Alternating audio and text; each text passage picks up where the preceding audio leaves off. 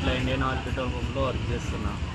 అయితే ఒక కస్టమర్ వచ్చి బ్రో ఇట్లా నాకు ఒక 10,000 క్యాష్ కావాలని అడిగితే లేవు బ్రో, అమౌంట్ అయితే ఏం లేవు, మా వాళ్ళు ఇవ్వద్దన్నారు అని అన్నా.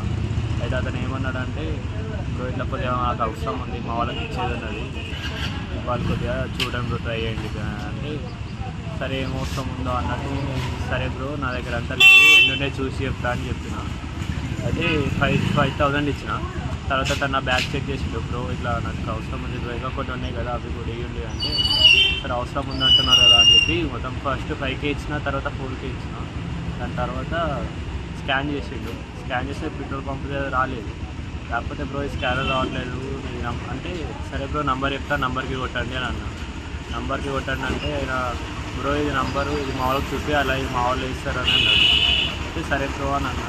నా పర్సనల్ స్కానర్ చూపించిన. పర్సనల్ స్కానర్ చూపిస్తే ఈ పేమెంట్ అంటే నా నేమ్ వచ్చింది, పేమెంట్ సబ్స్క్రిప్షన్ చూపించింది. అదే టైంలో నాకు వేరే మెసేజ్ రావడంతో అదే అనుకొని సరే వెళ్ళండి అని చెప్పి తర్వాత అమౌంట్ చెక్ చేసుకున్న వరకంటే రాలేదు.